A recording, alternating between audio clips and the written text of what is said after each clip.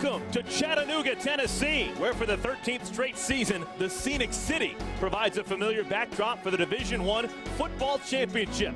Also familiar to this setting are the Montana Grizzlies, who've advanced to the championship game for the 7th time, twice claiming national titles. Their opponent, not so familiar on this stage, the Villanova Wildcats, playing for their first ever title. From 16 teams down to 2, only one will call themselves national champs at the end of the night. Championship games, especially with true freshmen on the field. They're antsy to play. They've been sitting around the hotel the last 2 days. Both of these teams traveled here on Wednesday. Got to calm those early game jitters. Aaron Ball, Tony Cansey in the backfield alongside Chris Whitney. Ball is the main carrier of their backs. Fake it to him, get it out in space. Mikey Reynolds with the catch. He gets out across the 45 to the 46. He's going to be short of the first down marker. It will be a slick ball. These special teamers critical. They take care of the football. Punt of just 23 yards for Wren, and that was with the roll. Wildcats have the football. Option, keeping the football. Now tossing it out, man on the right. Mikey Reynolds gets out to the 40-yard line. That's going to be enough for a first down. Pickup of 13 for the sophomore Reynolds. That's a well-designed play. Mikey Reynolds, actually their slot receiver. There you see the read option. Whitney does a nice job of tucking it. A nice pitch relationship. You see those receivers, oftentimes they'll receive that option pitch. Difficult for them to keep that distance from the quarterback. Mikey Reynolds does, and then move the chains. So far, so good. Whitney's got to do a better job in the passing game, throwing a little more accurately. Whitney fakes the ball, gets it out in the flat. Reynolds wrapped up quickly, right at the line of scrimmage. Trumaine Johnson, who they're very high on, makes the open field tackle. And it runs him to his first ever national title. Congratulations, Andy Talley and Villanova.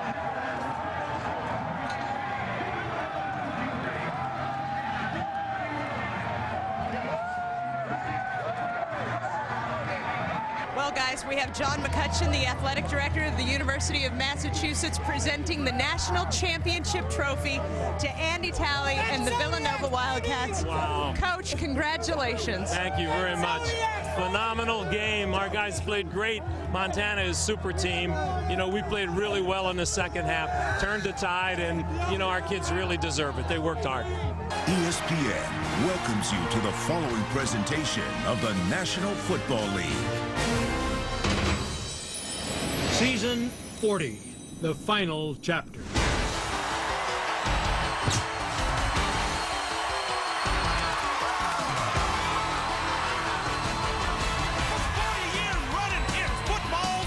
We've seen the greats carve their names in stone. Two classic rivals who refuse to yield when the Vikes and Bears meet at Soldier Field. The NFL's best shine under these lights. The black and blue division, get it on tonight. Ready? Come on and get ready. I mean really ready. Ready. Are you ready for the football? A Monday night party. Where primetime pigskin officially started.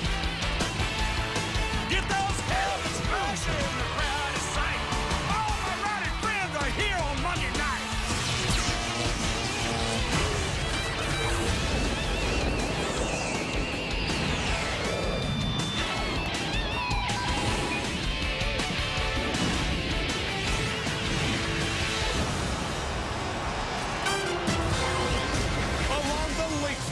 In Chicago.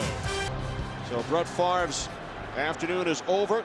Threw for 316 yards, 4 touchdowns. Here is Tavares Jackson, who's attempted only 15 passes this season. Has started 20 career games for the Vikings. 6 starts last year, including the playoff loss to Philadelphia. Albert Young in at running back.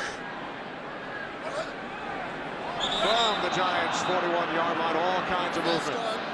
Offense number 7, 5-yard penalty. first down. A little rusty there, Darryl. Needs to knock a little bit of the rust off. Just a little bit. Maybe some nerves. Yeah, sometimes at quarterback you forget what the snap count is, which is understandable.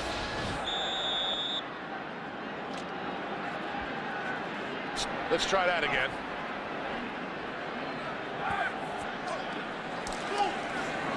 Hand off to Young.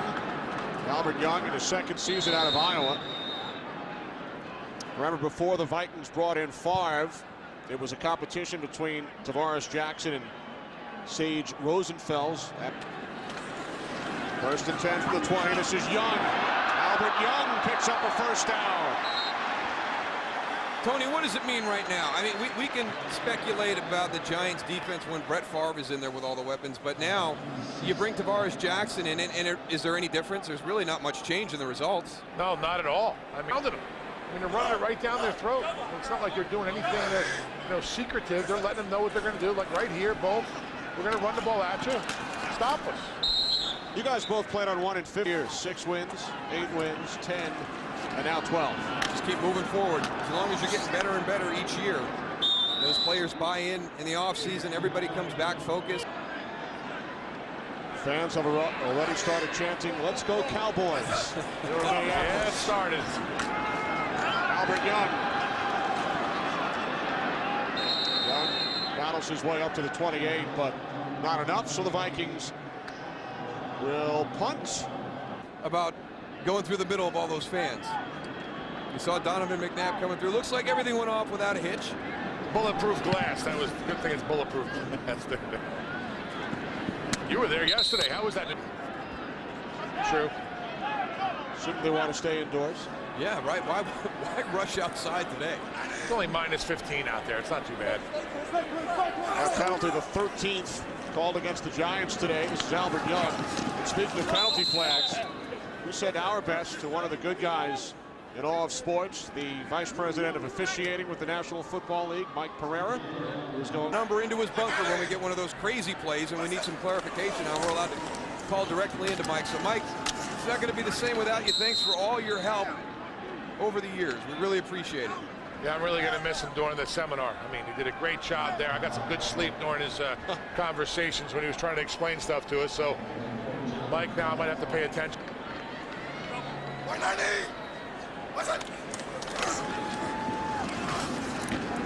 Albert Young out to the 36.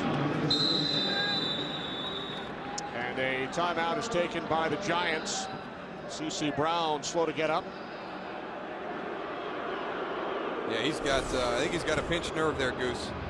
Yeah, a little burner. Yeah. You gotta hit with your head up. You see what he just did right there? He put his head down. You do not want to tackle like that. All the young kids out there, you look and see what you tackle. The Eagles and the Cowboys, which will determine whether the Vikings will play next week. There's Young.